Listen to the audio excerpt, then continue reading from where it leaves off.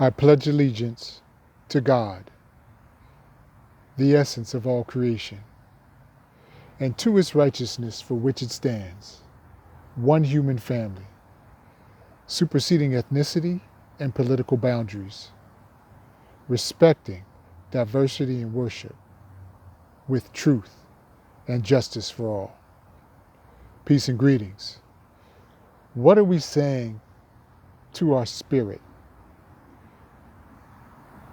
The post today is about how we enact betterment of ourselves. And once we change, if we want to change the world, first we must change ourselves and be that change in which we would like to see.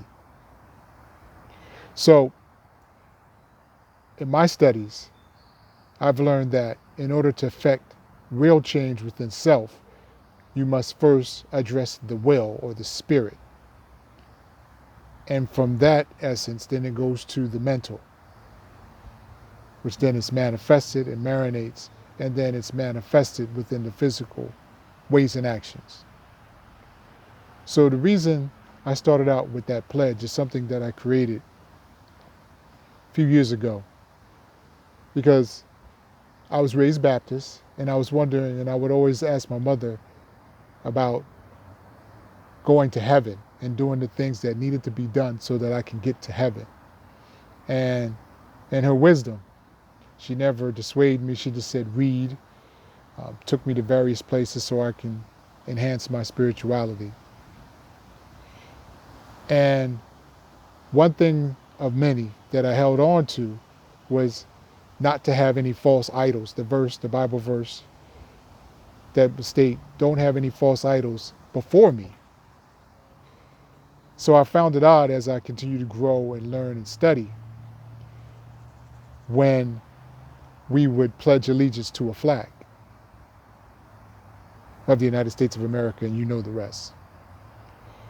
Because that would fall under what would be considered a false idol.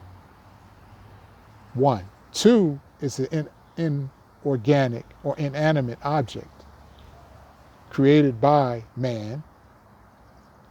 And again, going through my Baptist upbringing, if man is flawed and then we create something, then that in itself is flawed. So what sense would it make to pledge, which is a solemn promise, and allegiance, which is loyalty to enact that which you are pledging to, in essence, which is imperfect also, because it's created by a being that is imperfect. Again, this is my Baptist upbringing. So as times go on, and then we're having the unrest that we're having, and it's always been an unrest since the inception of this country, I was so moved to create the pledge that I recited to you. So I asked my Christian brethren, my Muslim brethren, my Jewish brethren, my Buddhist brethren, etc., etc. Who are you actually pledging to? What are you actually pledging to? Now, I'm going to pause for a moment. I am not stating or advocating that there should not be respect for the country in which we live in. All of us have contributed in one way, shape, or form in the building of this country. So I am not advocating not respecting the country or even respecting the symbol of the country. My question is pledging an allegiance to an inanimate object, which, as history is showing and people are now seeing, because they're taking the time to go back and do some research and learning that what we've been taught in school actually has not been truthful to us, has been a symbol of tyranny, terrorism, and such.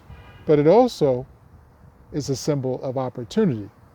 Opportunity in the sense of the people who are living within the confines of the jurisdiction of said country.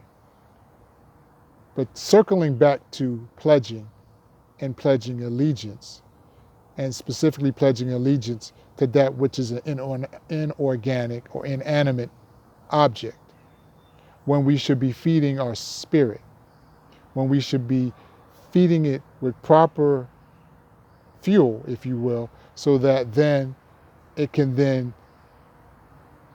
as it goes through the cycle of going to the mental then can manifest in the physical, that enactment in which we say we want to do better. Since the George Floyd killing, as well as Sister Breonna and Brother Ahmaud, but specifically the George Floyd killing, because people are definitely rallying around that particular killing because we've seen it, we saw the duration of 8+ minutes of the brother being killed.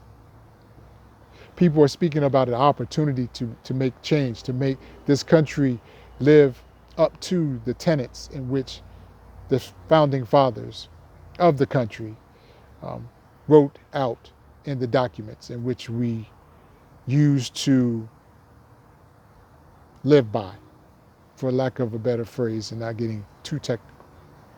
If that is the case, in order to make that change, as I stated earlier, change must first come from the individual in order to then effect change of the collective. That's the process.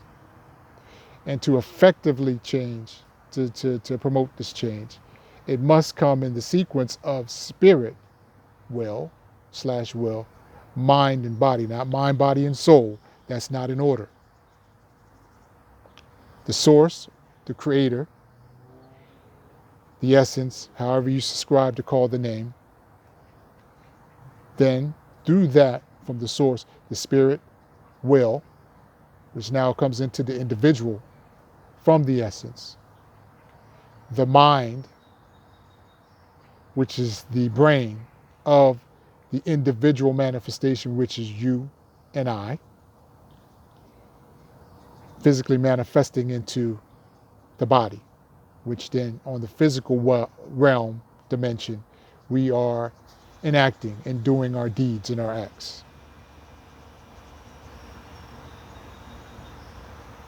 So again, I ask, what do you pledge to?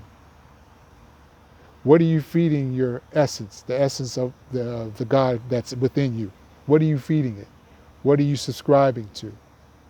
Because when you continue to recite certain words and use the words, because words have power, they have their own properties, they have their own vibration. So when you recite these words or any words and you connect, in this case, the pledge and allegiance to it, you're in essence stating a mantra or a sutra, which then that vibratory property then vibrates within you, and then it's enacted in your ways and actions. So what we are seeing in this country should not be surprising or mystery to anyone, because it has been manifested through the process of the spirit, mind, and body by the reciting of not only these words as a pledge of allegiance, but other words that we are using as we promote country, not realizing country is only as good as the people that are within it. So if you want the country to be better, the people must be better. If in order for the people to be better, the individual must be better. In order for the individual to be better, the individual must then provide the spirit and the mind and the body with the proper data, tools, in order for it to manifest itself to be better. So I will leave you as I greeted you. I pledge allegiance to God, the essence of all creation, and to its righteousness for which it stands, one human family, superseding ethnicity and political boundaries, respecting diversity in worship, with truth and justice for all. Hotep.